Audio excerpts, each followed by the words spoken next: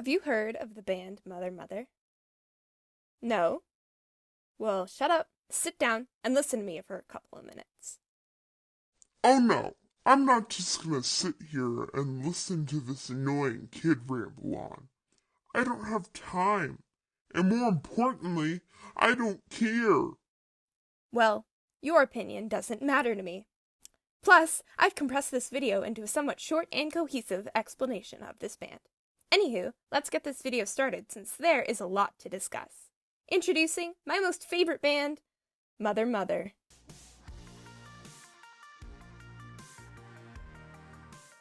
Who is Mother Mother? Mother Mother is a Vancouver-based indie rock band made up of rock star Ryan Goldemond on vocals and guitar, his sister Molly on vocals and keyboard, Jasmine Parkin on vocals and keyboards, Ali Siadat on drums, and Mike Young on bass. The band is very reminiscent of Fleetwood Mac, another, albeit far more popular band that I like with familiar dynamic. They've also collaborated with other artists like Hannah Georges and used a variety of other instruments in their songs. Oh, and Ryan makes a lot of weird noises.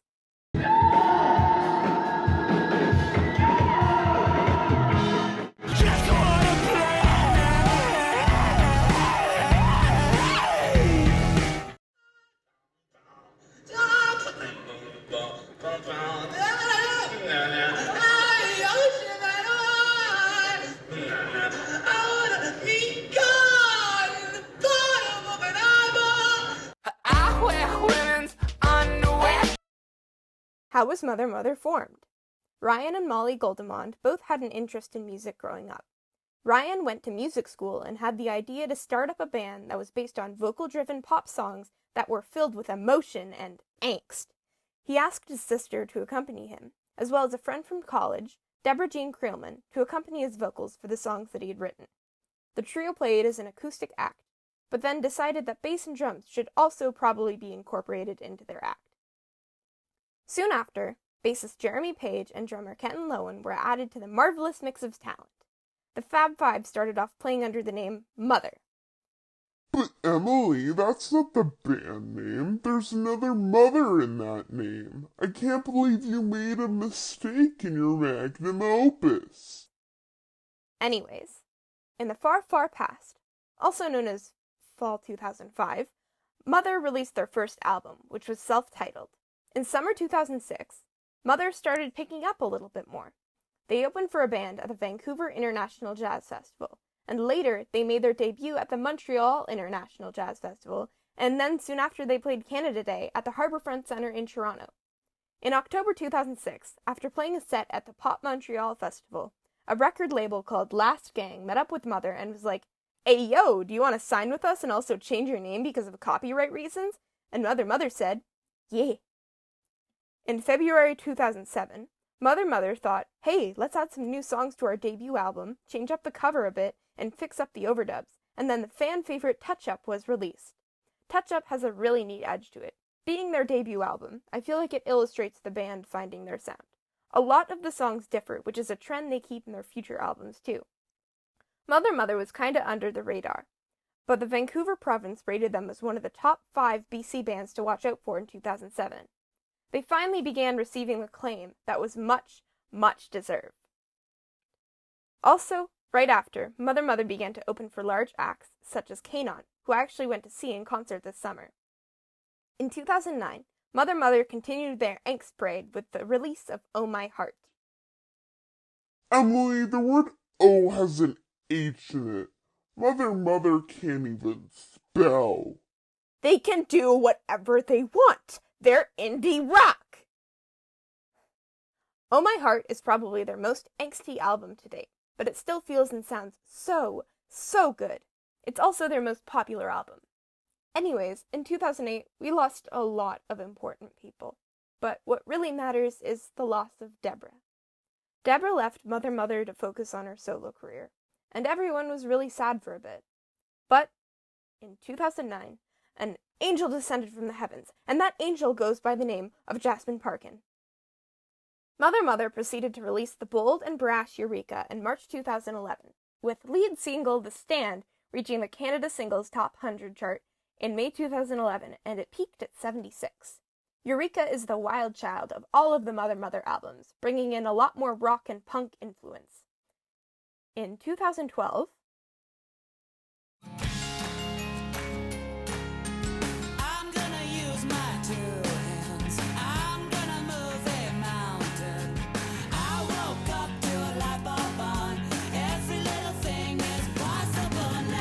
At Kraft, we're stretching our cheese as far as it can go. well, let's just say 2012 was a strange time for Mother Mother. They released a new album, The Sticks, which was also another hit. It's an album about escaping the modern world and questioning your life. It has pretty unpredictable lyrics and sounds, but it all works together really well. In 2014, Mother Mother signed with Universal Music Canada to produce Very Good Bad Thing. It's one of the most underrated Mother Mother albums, and it deserves way more attention. It displays a large variety of musical styles and themes.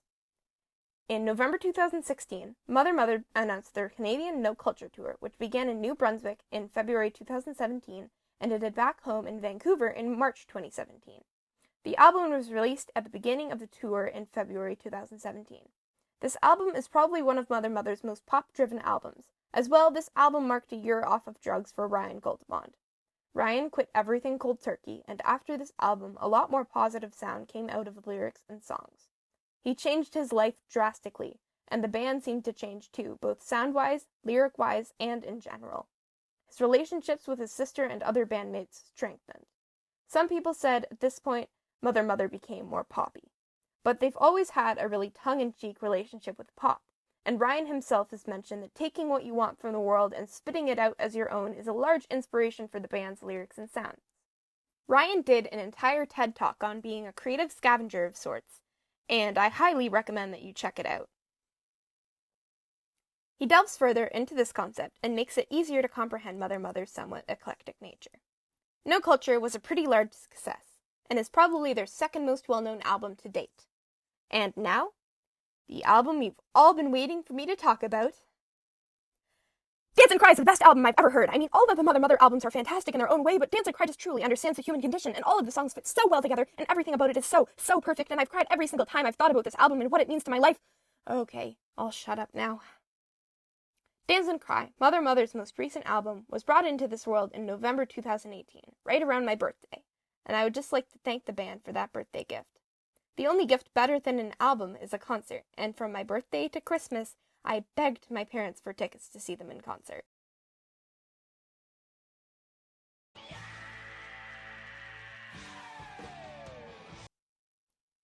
So, I went to go see my favorite band on tour on March 7th, 2019, and proceeded to not shut up about it ever since. So, Emily, how was it? Oh. You're gonna regret asking. I'll try and keep it short, but I got to the concert hall with my dad an entire hour earlier than we needed to be. I got there so early, I saw the drummer, Ali Siadat, holding a sandwich, speed walking backstage. What excitement! And the concert hadn't even begun. I bought a shirt and a bandana, and then I waited for what seemed like an eternity. And then the doors opened, we took our seats, and Said the Whale, another band that I loved, took the stage. I didn't know them all that well when the concert first started. I was just a casual listener, but now I'm a big fan, and I even cried during one of their songs. Now, if you're not familiar with the dynamic between Said the Whale and Mother Mother, they're real pranksters. Early on in the Canadian portion of the tour, Said the Whale went on during Mother Mother's performance in janitor costumes and swept behind them when they were performing. It was really funny. But at the show that I went to, Mother Mother decided to prank back by taking swigs of beer and playing cards on stage. And let me tell you, nobody was expecting that. The entire audience started screaming and hollering, and after Said the Whale was done, Mother Mother came on, and I had what I consider to be the best night of my life. The concert was so intimate, and Ryan would talk to some of the hollering audience members. But the highlight of the show, in my humble opinion, was when Jasmine sang the full version of Biting on a Rose. Now, this version isn't really available to the public, as the verse she sang was cut in the full track, but there are a few clips online. Emily, why are you making a video essay about this band? It seems pointless. Why do you even like them? Well, at first listen, I love the song Body by Mother Mother. I decided to look up more of their music, and it connected with me a lot. I resonated with it in a way that I hadn't resonated with other music before. I listened to it more and more, and I felt I could connect with a lot of their music. Plus, it inspired me. I created quite a few things because of my love of this band, namely my body and no culture animations. I feel so grateful to have been acknowledged for my animation by the band as well. In short, Mother Mother is one of the best Canadian indie rock bands out there, and I love them so much. Thank you for listening, and I hope this video convinced you to check them out.